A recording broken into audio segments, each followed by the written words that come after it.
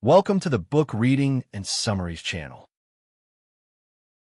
100 Years of Solitude by Gabriel García Márquez Part 1, The Origins of Macondo. Long before Macondo became a myth, it began as a dream carried through the jungle by José Arcadio Buendía. The story opens in a moment suspended between wonder and history, a firing squad, a man about to face death, and the memory of the day his father took him to discover ice. That man is Colonel Aureliano Buendía, but for now, we are told of how his world began, a world of discovery, isolation, and destiny. José Arcadio Buendía, a man of boundless curiosity and restless imagination, founded the town of Macondo alongside his devoted wife, Ursula Iguaran. The two were cousins, haunted by the fear that their marriage would produce a child with a pig's tail, a symbol of the curse that shadows the Buendía bloodline. Yet their love and determination carried them forward, away from the ghosts of their past and into the lush wilderness that would cradle their legacy. They built Macondo beside a river of clear water that ran over polished stones like prehistoric eggs, a place untouched by time and the outside world. It was a village of mirrors, born from José Arcadio's vision of a new civilization, pure, uncorrupted, self-sufficient. For years, Macondo existed in an innocent equilibrium, sealed off from history. The Age of Discovery. Each year, gypsies arrived from distant lands, carrying inventions that ignited José Arcadio's boundless curiosity. Leading them was Melquíades, a mysterious, wise, and melancholy figure who became José Arcadio's greatest friend and the herald of magical realism itself. Melquíades introduced him to magnets, alchemy, telescopes, and even the concept of time and death beyond human comprehension. José Arcadio's obsession grew uncontrollable. He dreamed of building a machine to discover gold, then of translating Melquíades's ancient manuscripts written in an indecipherable script. His workshop became a sanctuary of madness and genius, filled with smoke, glass, and the smell of melted metal. Ursula, ever practical, struggled to anchor him to the real world. She managed the house, raised their children, and tried to sustain the fragile order of Macondo. Her strength and willpower made her the true spine of the Buendía clan, the matriarch who endured beyond generations. The first children. They had two sons, José Arcadio, strong, impulsive, and sensual, and Aureliano, quiet, reflective, and intuitive. The two represented the eternal duality of the Buendía bloodline, passion and solitude. José Arcadio's encounter with a woman named Pilar Ternera, a sensual fortune-teller, awakens his carnal side. Their secret affair results in a child, while Aureliano falls in love with Remedio's Moscote, a child bride whose innocence and sweetness would later contrast the family's eventual decay. Meanwhile, Ursula, horrified by her husband's growing madness and the town's isolation, ventures beyond Macondo, an act no one had dared before. To everyone's surprise, she returns weeks later, guiding strangers and animals behind her. She has discovered the road that connects Macondo to the rest of the world. It is a symbolic rebirth, the opening of Macondo to commerce, politics, and fate. The world expands. Macondo begins to prosper. Houses gain paint, churches rise, and the once mythical town starts to resemble a real place. The gypsies bring more wonders, flying carpets, daguerreotypes, music boxes, merging the extraordinary with the ordinary until both are indistinguishable. José Arcadio Buendía, however, grows restless. His obsession with understanding the secrets of the universe consumes him. He believes the earth is round, a heresy that isolates him further. He builds maps, studies alchemy, and tries to communicate with spirits. The town reveres him as a visionary but whispers that he is going mad. His friendship with Melquíades deepens, but one day, the gypsy dies in a foreign land. Strangely, his ghost seems to return, not as a haunting, but as a memory that refuses to vanish. When his parchments are brought to Macondo, they become sacred relics, the prophecy of the Buendías, waiting to be decoded. The first scandal. Then comes the first rupture. José Arcadio, the eldest son, disappears after sleeping with Pilar Ternera. When he returns, he is a man transformed, enormous, tattooed, hardened by the sea, and accompanied by a foreign wife. His sudden reappearance throws the household into chaos. He exudes raw, physical energy, contrasting sharply with his brother Aureliano's quiet thoughtfulness. Aureliano, meanwhile, falls deeply in love with Remedio's Moscote, the daughter of the town's magistrate. Their love story is tender, strange, and pure, but short-lived. Remedios dies suddenly, leaving Aureliano shattered. In his grief, he forges gold fishes, each one more perfect than the last, as if trying to capture eternity in metal. José Arcadio Buendia's fall. As time passes, José Arcadio Buendia's obsessions grow uncontrollable. He becomes convinced that the elements of the world contain divine secrets waiting to be deciphered. He conducts experiments that end in disaster, destroys parts of his own house, and terrifies his neighbors with his delusions. Finally, he loses his sanity entirely, speaking in Latin, chasing invisible truths.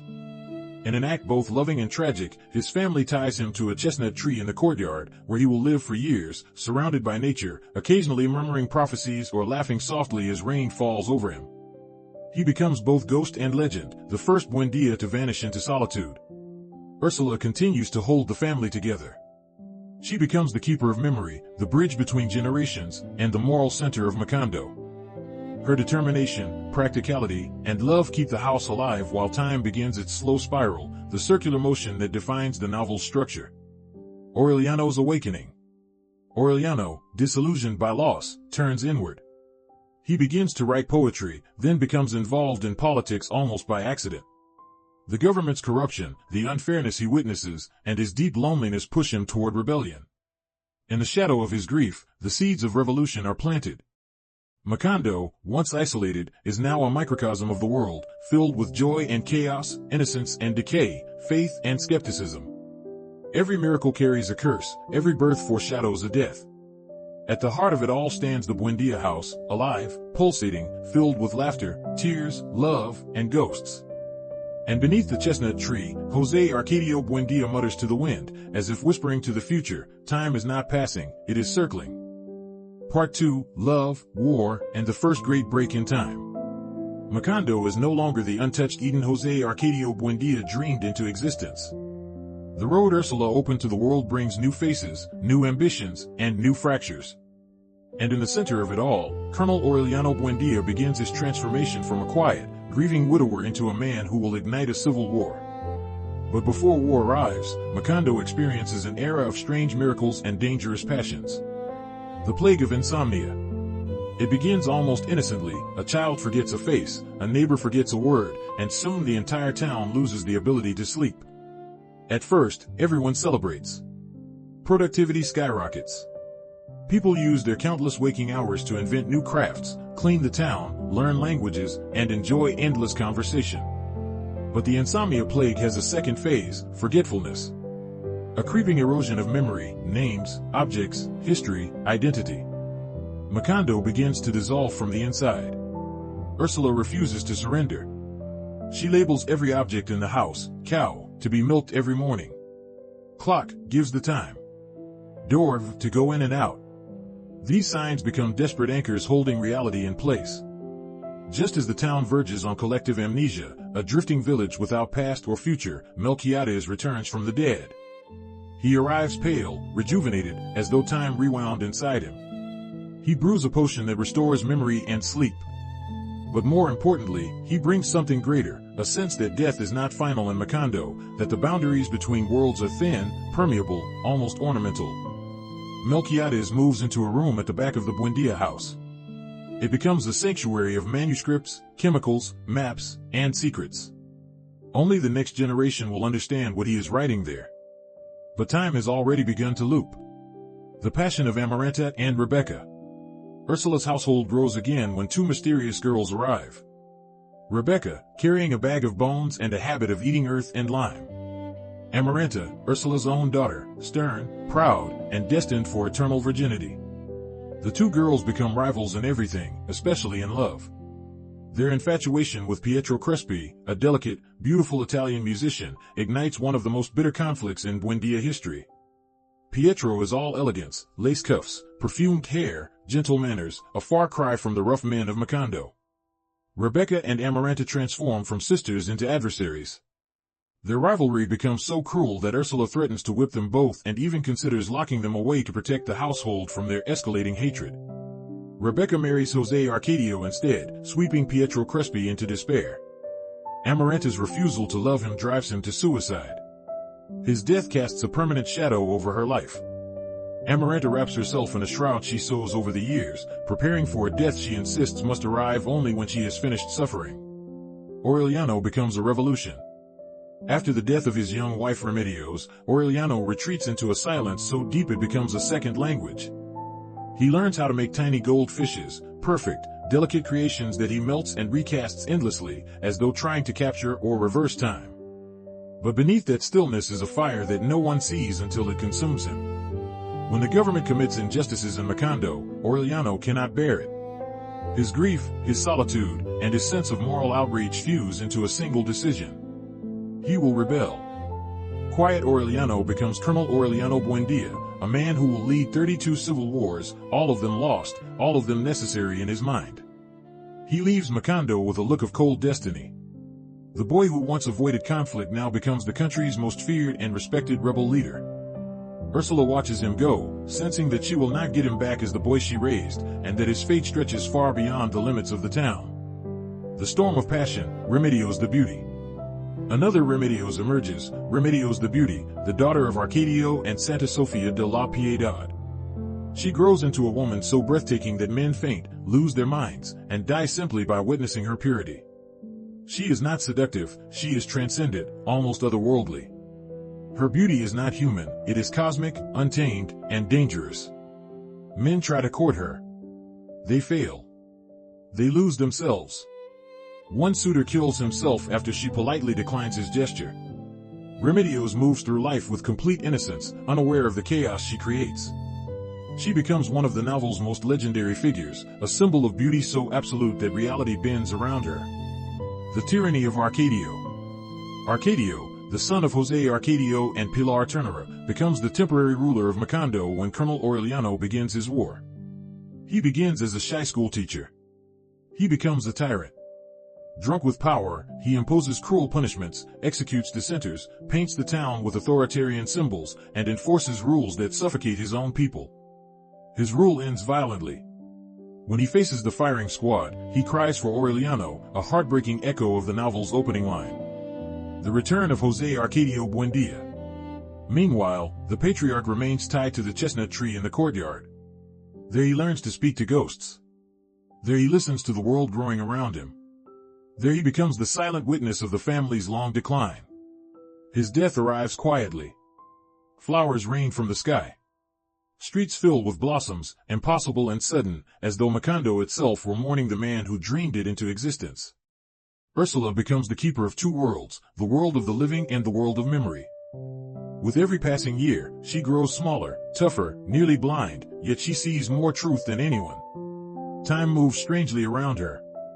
The house grows. The family expands. Macondo begins its long descent into myth. Part 3, The Age of Power, Passion and Tragedy. Macondo enters a period of feverish transformation, marked by dictatorship, gold, forbidden desires, supernatural mysteries, and the rise of Colonel Aureliano Buendía as a national legend. This is the era when Macondo begins drifting away from the natural world and towards something stranger, darker, and irreversible. Colonel Aureliano Buendía, the legend awakens. When Aureliano leaves to join the rebels, he is a quiet, grief-stricken widower. He returns as a myth. Word spreads across the country. Aureliano Buendía is unbeatable. Aureliano Buendía makes gold butterflies appear in the air. Aureliano Buendía talks to the dead.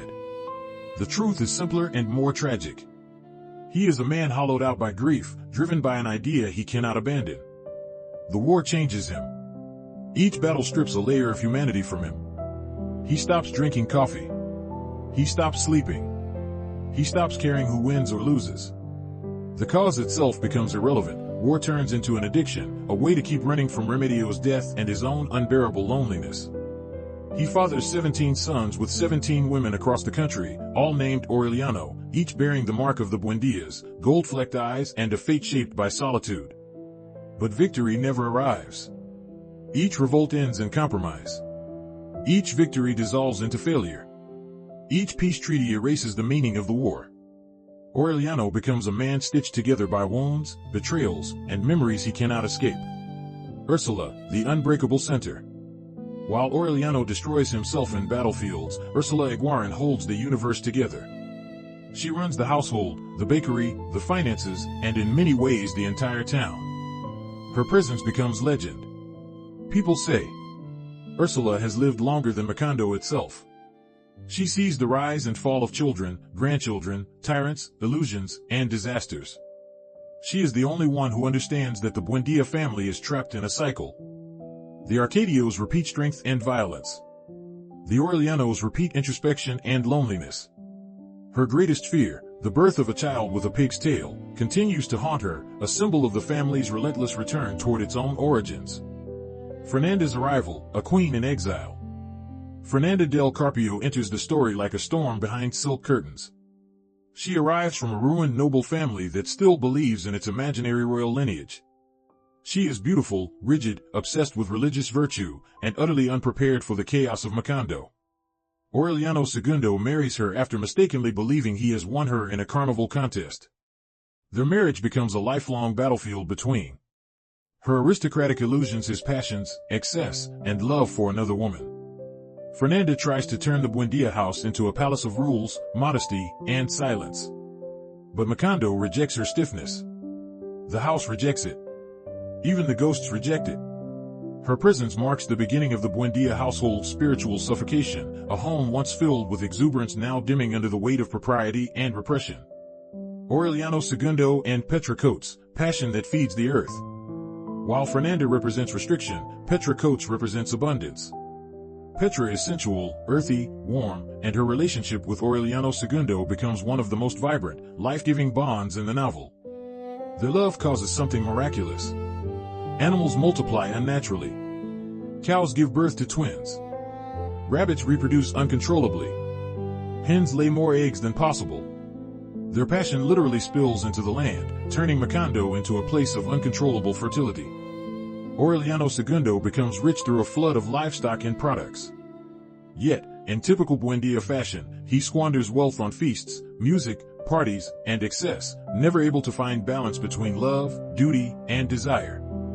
The rise and fall of Arcadio and Concepcion. Arcadio's tyranny ends with a firing squad, but the tragedy continues through his daughter Remedios the Beauty, and through Santa Sofia de la Piedad, who quietly holds the family's scattered ends together. Santa Sofia becomes the silent laborer of the household, a woman who cleans, cooks, and survives without complaint in a family that constantly tears itself apart. Her invisibility is both her burden and her superpower. Remedios the Beauty, miracle and disaster. Remedios the Beauty's presence intensifies.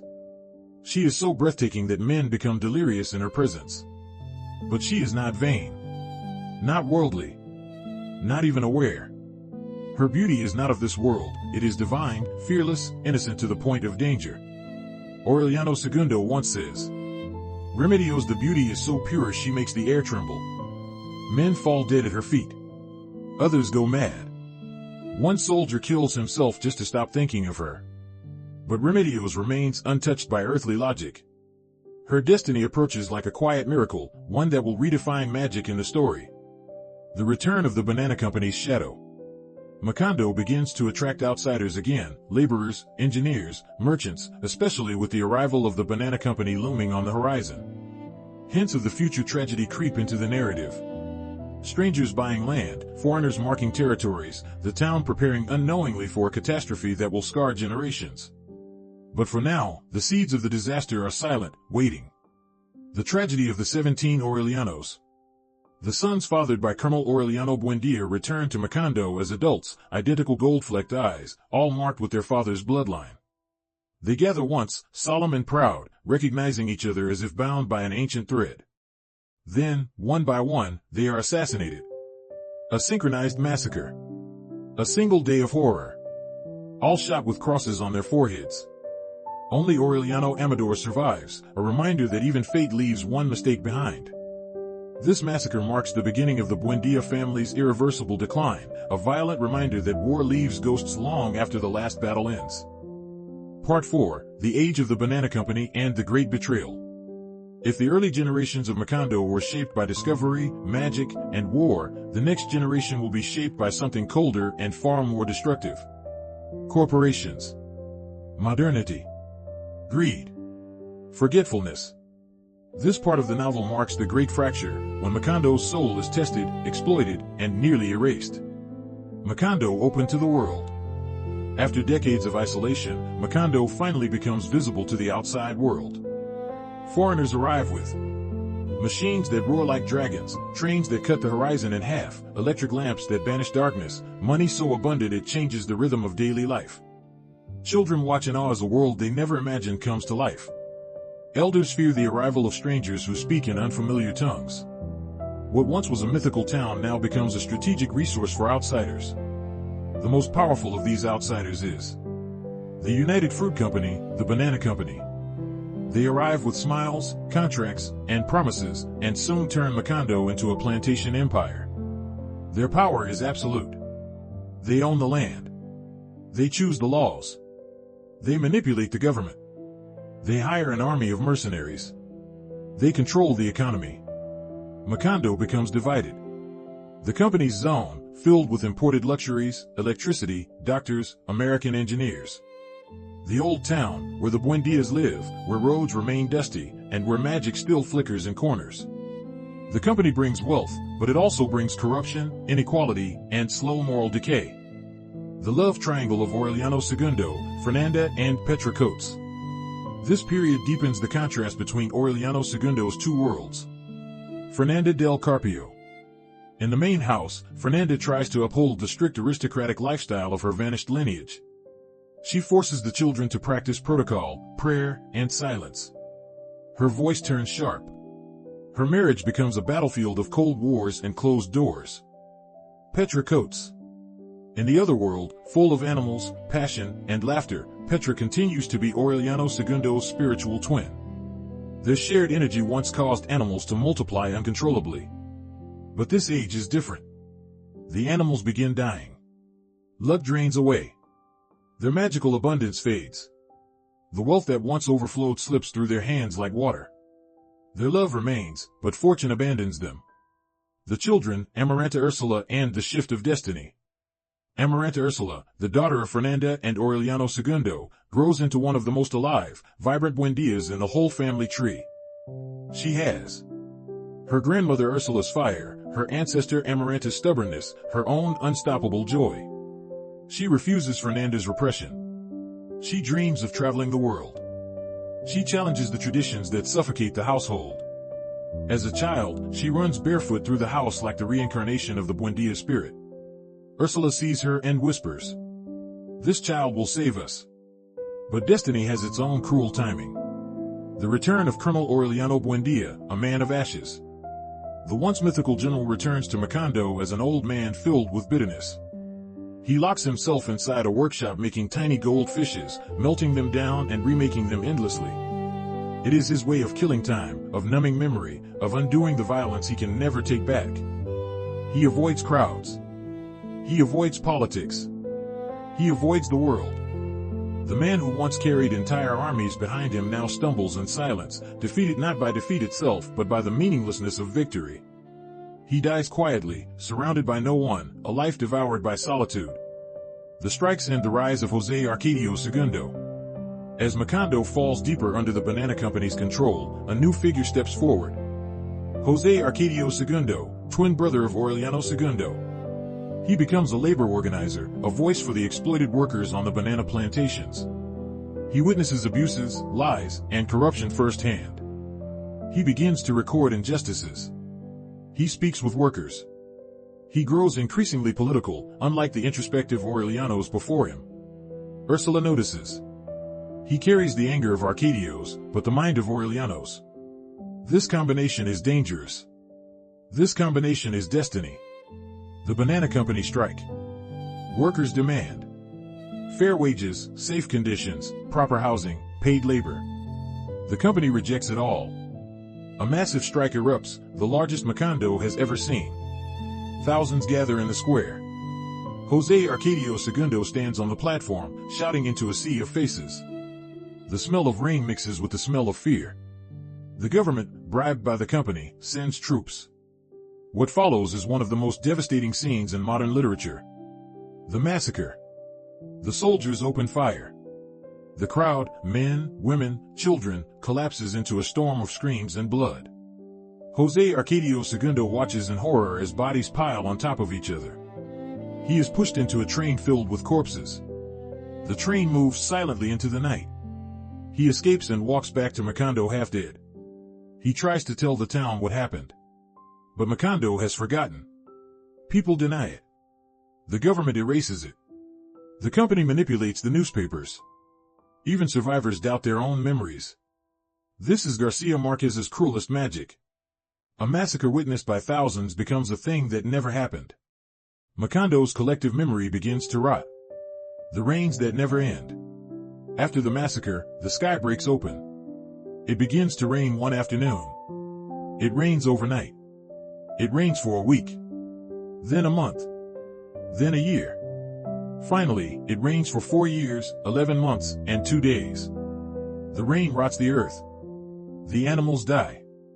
The roads disappear. The banana company flees the ruined land, abandoning Macondo to mud and decay. This rain is not just weather, it is divine punishment, grief made into water, a cleansing that becomes destruction.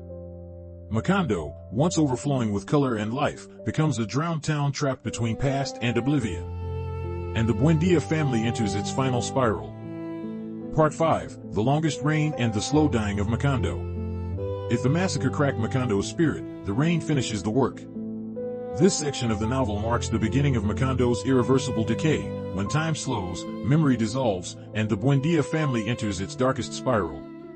For almost 5 years, the sky becomes a constant gray wound, draining color, energy, and hope from the world. Magic still exists, but now it is the magic of death, not of wonder. The 4-year, 11-month, 2-day rain. The rain begins like any seasonal shower. But it never stops. Day after day, the sky opens like a cracked pitcher, pouring endless sheets of water. The noise becomes constant, a drumbeat of destruction. The floodwaters swallow gardens, houses, livestock. Walls bloom with mold. Roofs sag under the weight of months of rain. Children forget what sunlight feels like. Adults count days obsessively, trying to give shape to time that no longer behaves normally. Macondo dissolves. Roads turn into swamps. Bridges collapse. Train tracks rust until they vanish under weeds and mud. Foreign engineers flee the town, abandoning machinery that becomes giant, rotting skeletons rising from the flooded fields. It is as if the world is trying to erase Macondo from the map. The Buendía house crumbles. Inside the once mythical Buendía house, everything decays. Paint peels from walls like shedding skin. Rooms fill with mosquitoes. Furniture breaks from humidity. Doors swell so they cannot be opened. Ursula, now nearly blind and older than any human should logically live to be, crawls through the house like a small, ancient ghost. She tries desperately to maintain order, but her hands shake and her memory slips. She senses the family line failing. She whispers, "We are being punished for forgetting our origins." Her words go unheard. Fernanda's kingdom of silence. Fernanda del Carpio grows more bitter and paranoid during the reign. Her dream of aristocratic purity rots along with the house. She closes rooms, bans celebrations, restricts conversation. She believes spirits are punishing her. She performs strange religious rites in secret, writing letters to an imaginary council of noble relatives who have long since died. No answer ever comes, but she continues writing. Her loneliness becomes a ritual. Fernanda is a tragic figure, a woman who tried to bring royalty into a town built on magic and chaos. In the reign, her illusions finally collapse. Aureliano II and Petra Coates lose everything. Aureliano II, once the most extravagant and prosperous Buendía, becomes poor. The rain destroys animal herds, barns, crops, everything. He and Petra Coates suffer the slow death of their once miraculous abundance. The magic that made their animals multiply has vanished. Their house floods. Their money disappears. Their joy erodes. Yet ironically, in this poverty, their love becomes gentler, more human. Without excess, they discover tenderness. They laugh at their misfortune. They share what little food remains. They survive together in a way they could not when they were drowning in plenty. José Arcadio II, a ghost of the massacre. José Arcadio II, the only survivor of the massacre, becomes a haunted man. He hides in Melquíades' old laboratory, the same place where ancient parchments whisper in forgotten languages. He becomes obsessed. He reads the parchments day and night, believing they contain the key to both Macondo's future and its past. No matter how hard he tries, he cannot convince the people of Macondo that thousands died in the massacre. Children laugh at him. Adults shrug. Officials deny everything. The denial drives him into solitude. He becomes a living ghost in a town determined to forget. The end of the rain, but not the suffering. After nearly 5 years, the rain suddenly stops. The silence is almost terrifying. The ground is swampy and lifeless. Trees are dead. Animals are gone. The town smells of rot and mold. But the end of the rain does not mark a rebirth. It marks the beginning of Macondo's final decline. The people return to their routines, but something fundamental has broken. Their memories feel blurry. Their traditions feel hollow. The future feels thin. Ursula's final years, the last light of the first generation. Ursula, beloved matriarch, now so old she is almost myth herself, prepares for death. Her blindness intensifies. Her body shrinks. She speaks to ghosts as if they are real, and maybe they are. She has lived for more than a century, seeing every generation repeat the same mistakes, every love become doomed, every joy turn to sorrow. In her final clarity, she warns. We have forgotten to love one another. That is why the family is ending. But nobody listens.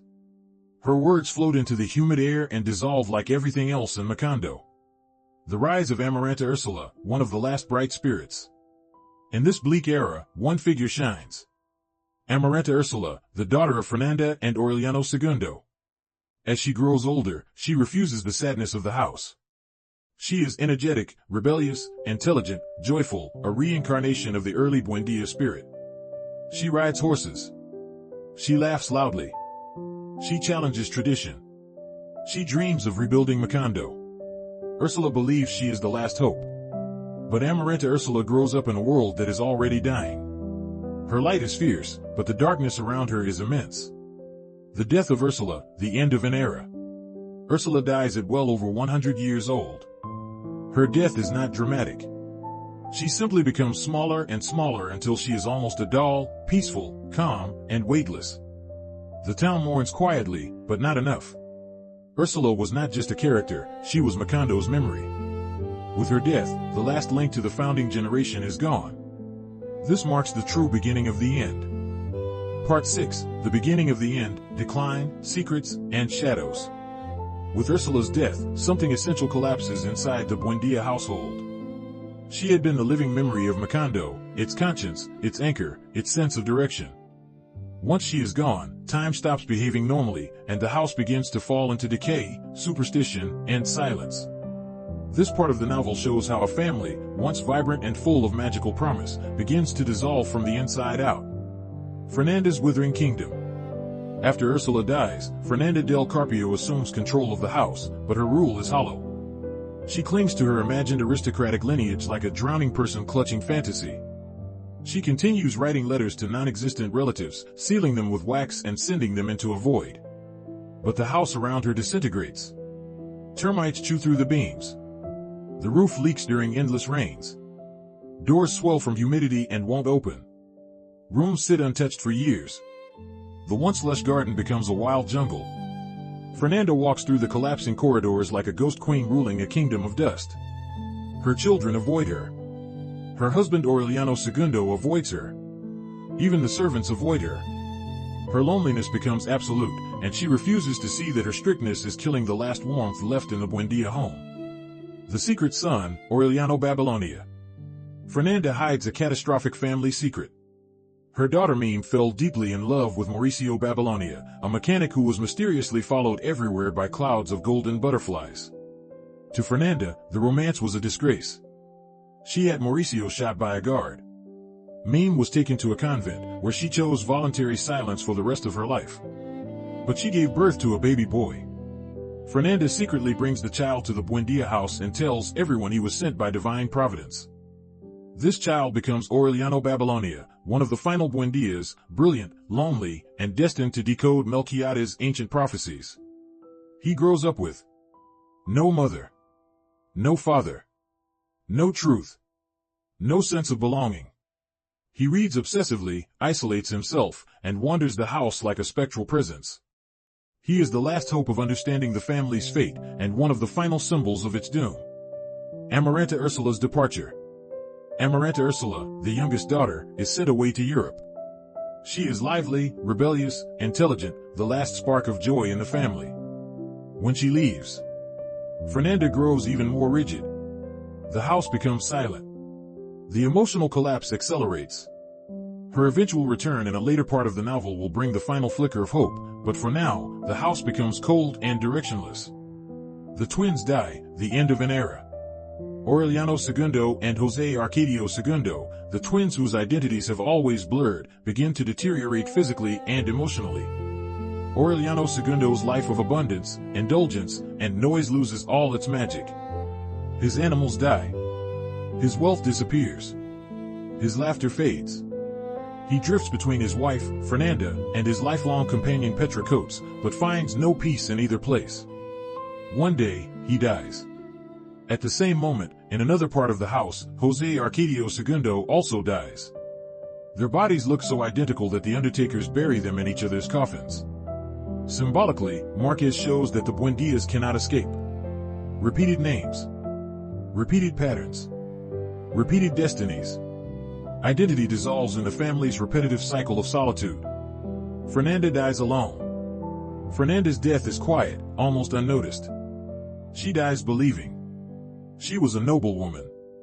Her imaginary letters would one day be answered. She maintained properness in a house that no longer believed in it.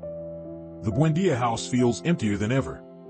Her death marks the end of a misguided era of pride, repression, and denial. The return of José Arcadio, the last false hope. Fernanda's son José Arcadio returns from the seminary a grown man, and a corrupted one. He arrives with false piety but quickly becomes obsessed with finding the gold Ursula hid. He bribes neighborhood children to help him locate the treasure. Once he finds it, he becomes arrogant and indulgent. He turns the decaying Buendia mansion into a place of drunken revelry, meaningless orgies, loud parties, crude spectacle. But excess brings no safety. In the end, the same children he bribed murder him in the bath, steal his fortune, and leave his body floating. It is one of the most pathetic, brutal endings in the family's history. Cristobal Aureliano Babylonia, the prophet in training. The only meaningful life left in the house is Aureliano Babylonia. He grows into a young man consumed by Melquíades parchments. He studies ancient languages, mysticism, mathematics, and encryption. He is the first Buendia capable of seeing beyond the surface, recognizing the repetition in the family, understanding time as nonlinear, grasping the meaning of prophecy. He begins to unlock Melquíades' manuscripts, but does not realize they contain the entire history of the Buendias, including his own future, including the end. The return of Amaranta Ursula, life returns briefly. Just when the house seems beyond salvation, Amaranta Ursula returns from Europe. Bright, hopeful, modern, full of life, she is the last true flame of the Buendias. She arrives determined to restore the house, revive the family, rebuild Macondo. But she has no idea that she is walking into a final, irreversible tragedy, one tied to her fate and Aureliano Babylonia's. Her return marks the beginning of the novel's tragic final movement. Kendall Macondo dies with them. Outside the house, Macondo continues decaying. Abandoned homes, collapsing roofs, silent streets, dying memories. No more trains. No more banana company. No more future. It becomes a drifting ghost town, a place held together by memories and wind. Time is no longer linear. History repeats itself. Reality dissolves. Macondo is dying, and so is the Buendia lineage. Part 7, The Last Love, The Last Hope, The Last Doom. With the return of Amaranta Ursula, the Buendia house briefly wakes from decades of dust, sorrow, and silence. For the first time in a long while, Macondo hears laughter inside the old mansion, genuine, bright, unstoppable. But what begins as renewal slowly bends toward tragedy, guided by the same fate that has haunted the Buendias from the beginning. A curse of solitude, repetition, and forbidden love. Amaranta Ursula returns, a storm of life. Amaranta Ursula arrives from Europe with her husband, a well-intentioned but ineffectual Belgian named Gaston. She brings modern ideas, energy, laughter, a determination to restore the house, and a stubborn belief that Macondo can be rebuilt. Her presence transforms the atmosphere instantly. She clears rooms filled with cobwebs, reopens windows sealed for years, and plants new gardens in the overgrown courtyard. For the first time since Ursula's death, the house breathes again. Even the street outside seems to brighten, as if Macondo itself recognizes her as its last chance at resurrection. But she has no idea how deeply fate has tied her to the last Buendía living under her roof.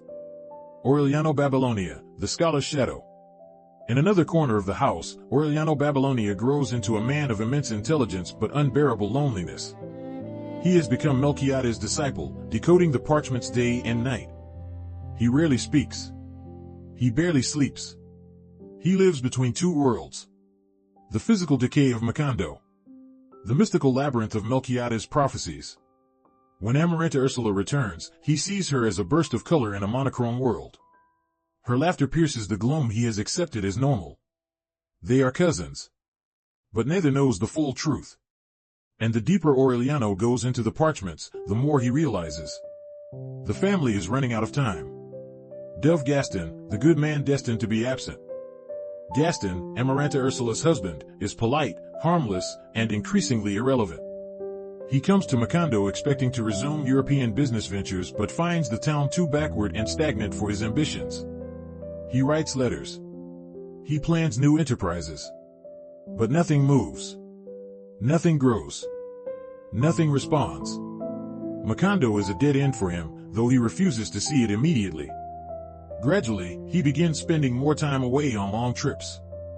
His absence becomes frequent enough to feel like abandonment, though he believes he's simply preparing for a better future.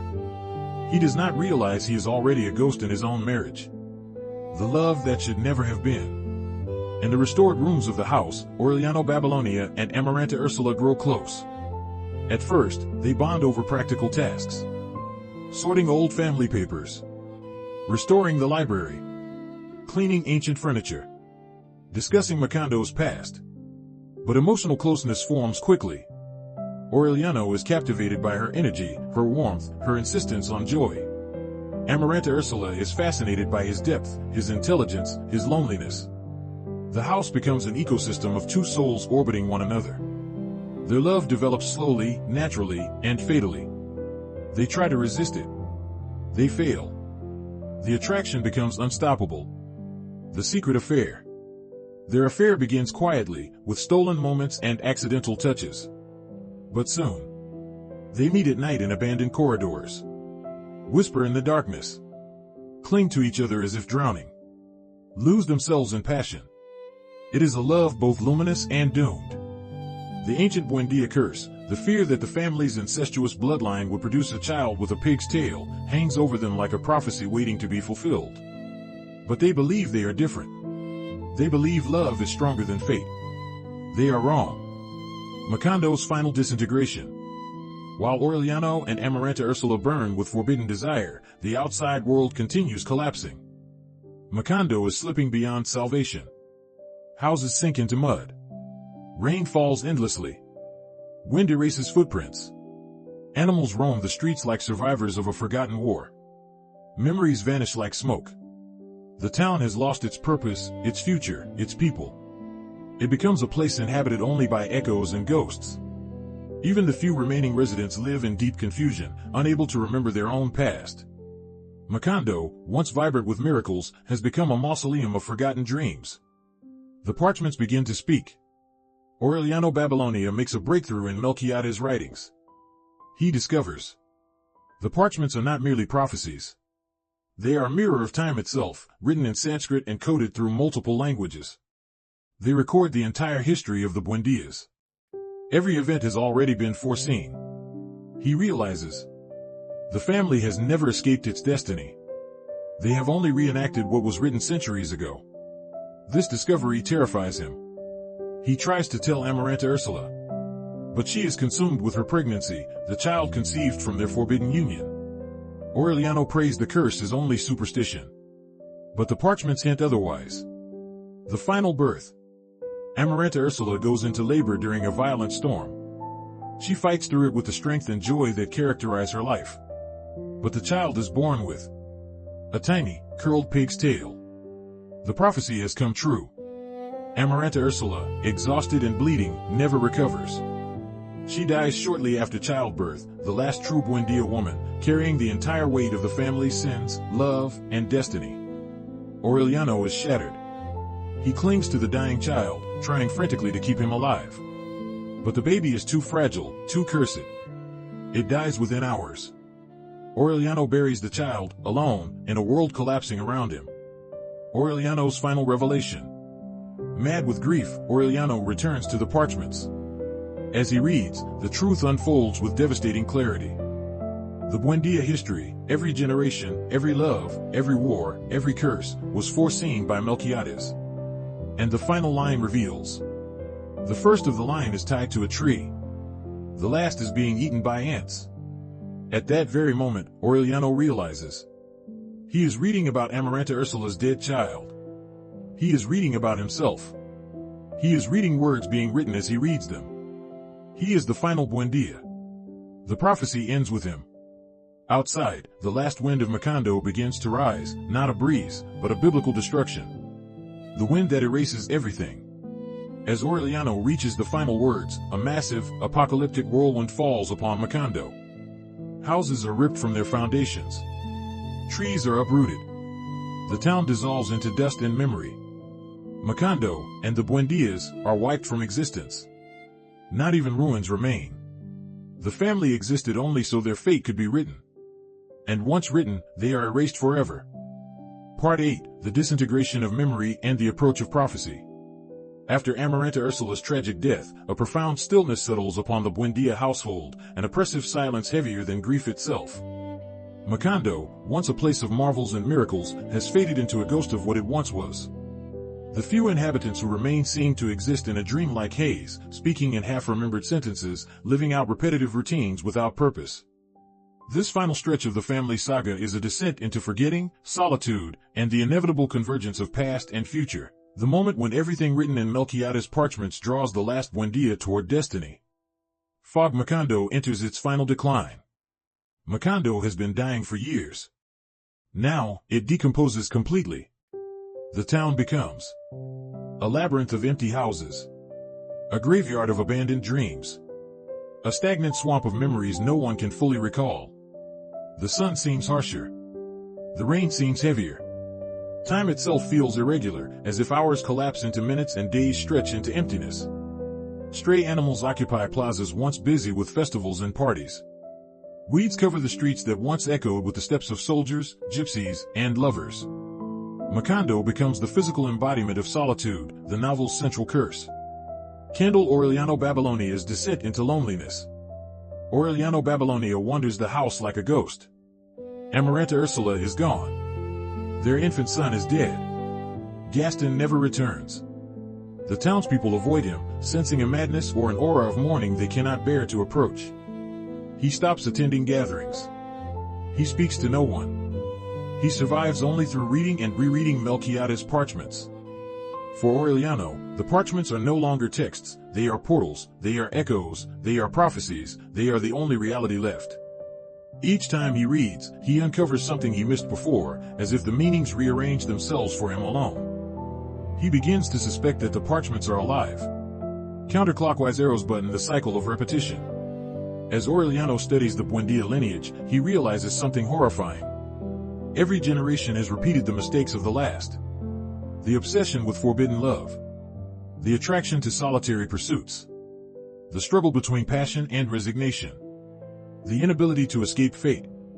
The repetition of names, José Arcadio, Aureliano, Amaranta, Ursula. History has not progressed, it has spiraled. And the spiral ends with him. Aureliano sees that even his forbidden love for Amaranta Ursula was simply another turn of the same wheel, a reenactment of the family's oldest sins. The Buendías were not doomed by morality. They were doomed by memory, and the lack of it. Fire the return of the past, a house of ghosts. The Buendía house becomes a living mausoleum. Strange presences move through the hallways. The scent of Ursula's herbs. The faint clicking of Amaranta's knitting needles. The distant laughter of Remedios the beauty. The shadow of José Arcadio Buendía tied to a chestnut tree. Whether these are hallucinations, hauntings, or metaphors for memory does not matter. In Macondo, the supernatural is natural. Aureliano stops being afraid. He begins speaking to the ghosts as if they are old companions. He learns more from them than from the living. He becomes the last witness of a century of marvels, the chronicler of a world no one remembers and no one will inherit. Cloud with rain, nature joins the decay. For years, the weather has mirrored the Buendia's fortunes. Now, it turns hostile. Winds blow dirt into the house. Insects swarm every corner. The heat becomes oppressive. The nights grow colder. The sky turns a shade of metallic gray. A biblical storm is brewing, the kind that signals not a change of season but a change of era. Even the earth feels restless, cracking in some places, sinking in others. Aureliano senses that Macondo itself is preparing for its final act. Sparkles Aureliano's final breakthrough. One night, while reading the parchments, Aureliano recognizes a set of verses describing events that happened earlier that same week. He turns the next page. He reads about the death of his newborn son. His hands tremble. He reads about his love for Amaranta Ursula. His heart stops. He reads about her arrival from Europe. He reads about her laughter. He reads about her fate. He reads about his own loneliness. And then, with growing horror, he reads about his present moment, the very act of reading the parchments. He realizes he is living inside a prophecy. He always has been. Every Buendia has been acting out a predetermined script. There has never been free will. Not even love was enough to break the cycle. The final pages describe events seconds before they happen. Aureliano feels the walls shaking. He feels the wind rising. The last words in the manuscript wait for him like a sentence. Cyclone, the first prophecy, the last prophecy. Melquíades wrote. The first of the line is tied to a tree. The last is being eaten by ants. Aureliano stumbles outside to find the tiny grave of his infant son. Ants have already begun consuming the child's remains. The prophecy completes itself. There is no time left. He rushes back into the house and reads the final line. Macondo was a city doomed to be erased by the wind the moment the last Buendia finished reading these parchments, because races condemned to 100 years of solitude do not have a second opportunity on Earth. At that moment, the wind arrives. Tornado, the wind before the end. The wind is monstrous, not natural but cosmic. It tears the town apart with supernatural fury. Houses explode into dust. Trees uproot and vanish into the sky. The river reverses its flow. Earth lifts itself like cloth. Memories dissolve like fog. Macondo is not destroyed. It is unwritten. As if it never existed. Aureliano, still holding the parchments, watches reality dissolve around him. He cannot move. He cannot cry. He can only accept that everything has always led to this. The moment he reads the final syllable, the last Buendia and the town of Macondo cease to exist. Part 9. The Buenda family as a cyclical lineage. Everything in the novel reinforces the idea of repetition. The same names. The same passions. The same mistakes. The same fears. The same obsessions. The same solitude. Part 9 examines how each generation reproduced the emotional and psychological patterns of the last. The José Arcadios. Strong, impulsive, driven by physicality, prone to violence or excess. The Aurelianos. Introverted, analytical, existential, drawn to solitude and prophecy. The Amarantas. Burdened by guilt or unfulfilled desire. The Ursulas. Strong-willed matriarchs struggling against fate. Every time a character tried to break the cycle, the town or the family pulled them back. Even acts of rebellion triggered repetition. Forbidden love repeated. Incest fears repeated. Political passion repeated. Isolation repeated. Tragic endings repeated. Marquez suggests that families and nations inherit patterns they can't easily escape. The Buendias could not break free because they never examined their past, they simply lived it again. The symbolic framework of the novel. Part 9 explores the symbolic architecture of the book, showing how each element contributes to the theme of cyclical solitude. Macondo equals Latin America.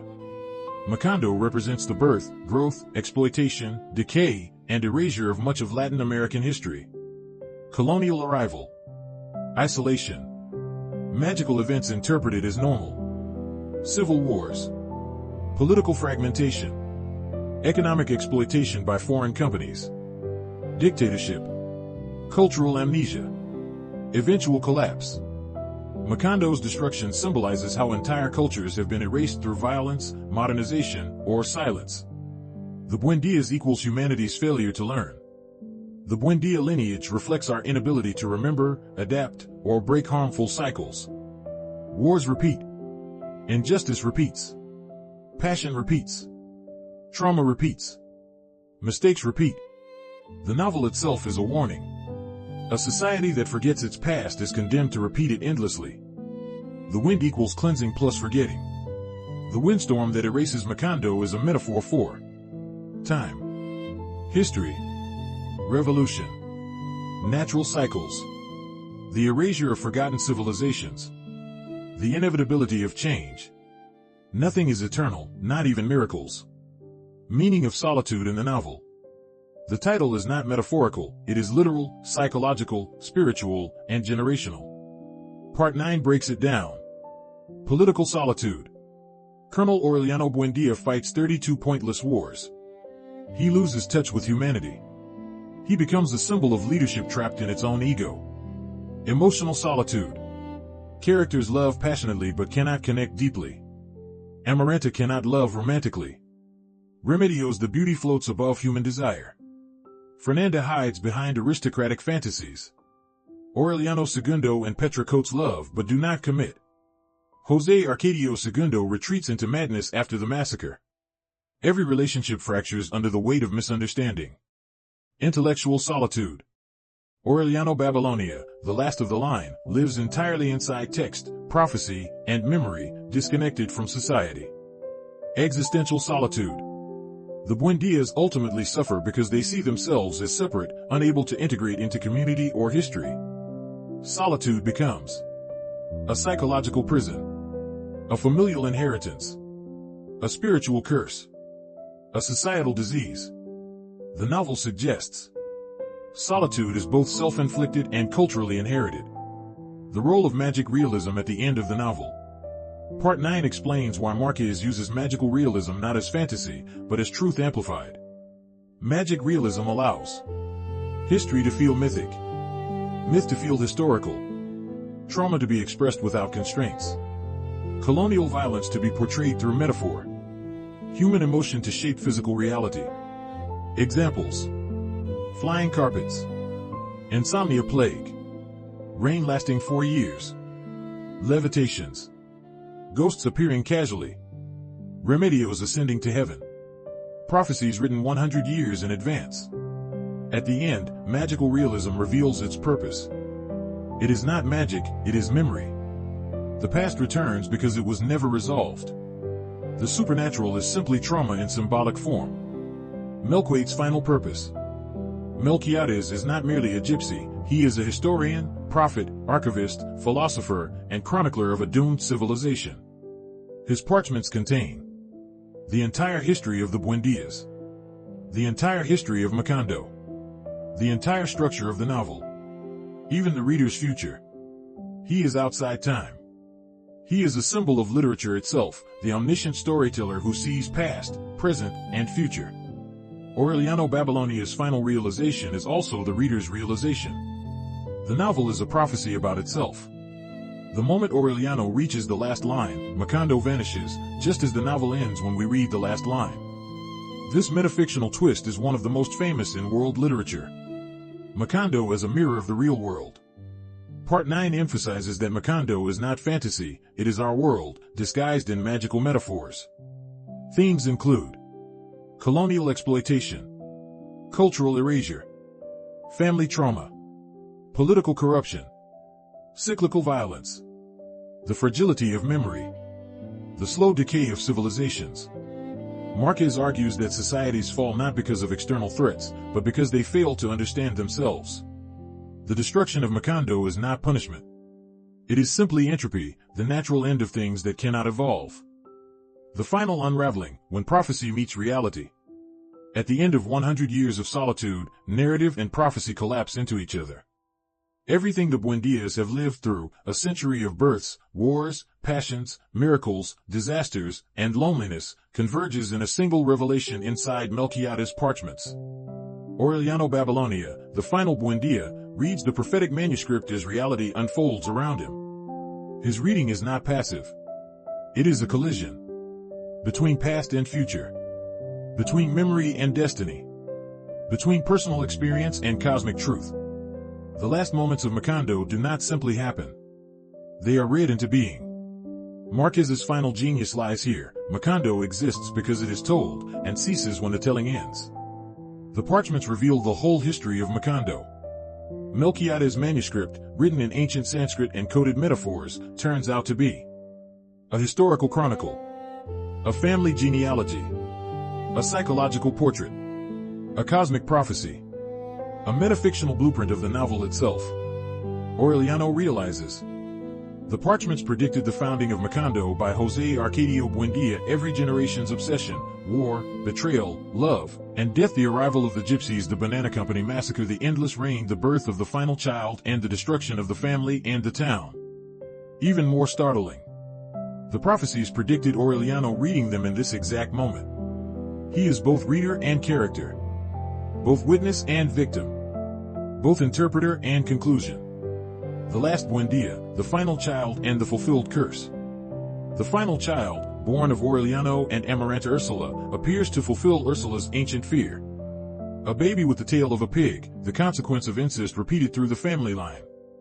This baby symbolizes the ultimate return of the family to its origins, the failure to escape ancestral patterns, the physical manifestation of the Buendia's solitude and blindness, the inescapability of fate.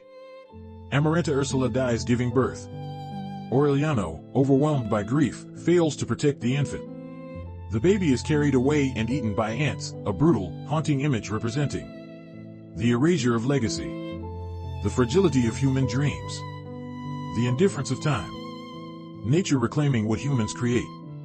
The Buendia line ends exactly as predicted, not with glory, but with dissolution. The wind that erases Macondo. As Aureliano reads the final lines of the prophecy, a supernatural wind begins to sweep through Macondo. It is not a storm of weather, but of meaning, a cosmic broom wiping away a century of memory. Houses collapse. Walls peel open. Streets disappear. Landmarks disintegrate. History unravels like fabric. Macondo is erased. Physically, socially, spiritually, symbolically.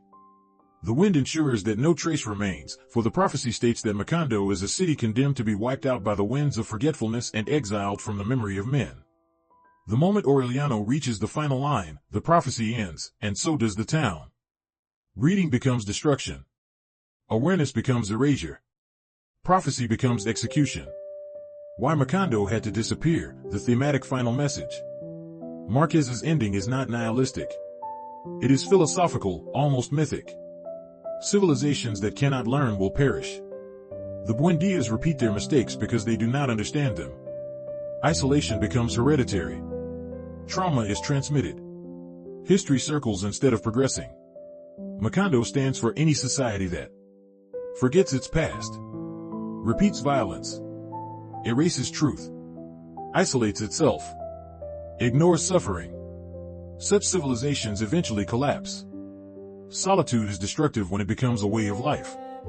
Not all solitude is negative. Some Buendias find creativity, insight, or passion in being alone. But when solitude becomes emotional withdrawal, political blindness, moral isolation, generational disconnection, it corrodes families and societies. Macondo's solitude becomes fatal. Memory is fragile, and human stories are temporary. The book teaches us. Memories vanish. Towns disappear. People are forgotten. History is rewritten. Civilizations fade like dust. But literature preserves the essence. Macondo disappears, but its story remains, because we read it. Fate is not supernatural, it is structural. The Buendias were not cursed by magic. They were cursed by patterns, denial, repetition, unaddressed trauma, the inability to love without destroying. Marquez suggests that destiny is simply psychology repeated across generations. The final line, and its meaning. The last sentence of the novel states that Aureliano reads that he is living the final moments of the Buendias, and that Macondo will be erased forever the moment he finishes the prophecy. This is one of the most powerful metafictional endings in world literature. The story closes exactly as the prophecy foretells. It is an ending that collapses past, present, and future, turns the reader into a witness, turns literature into destiny, blends myth and reality, seals Macondo inside the boundaries of the text. Macondo survives only while the book is read. The Global Legacy of 100 Years of Solitude. Part 10 concludes by explaining why the novel is considered one of the greatest works in human history. A. It redefined world literature. Marquez didn't just write a novel, he created a world as rich as ancient mythology. Macondo stands alongside Ygnapatafa, Faulkner, Middle-earth, Tolkien, Kamala, Juan Rulfo, the mythical kingdoms of ancient epics. B. It made magical realism a global movement. The book invented the modern form of magical realism, a way of telling truth through wonder. C. It preserved the soul of Latin America. It captures political turmoil, colonial trauma, the poetry of everyday life, the humor and tragedy of ordinary families, the contradictions of faith, love, and power. D. It is a warning about forgetting history. Macondo's destruction is a metaphor for forgotten cultures, erased communities, silenced tragedies, the cyclical nature of human error. E. It is an examination of the human condition. The novel asks, why do we repeat our mistakes? Why do families pass trauma forward? Why does love lead to suffering? Why is solitude universal? How does memory shape identity? What does it mean for a community to die? Final statement, what the novel really says. 100 Years of Solitude ends not with despair, but with deep, luminous insight. History is fragile. Memory is sacred.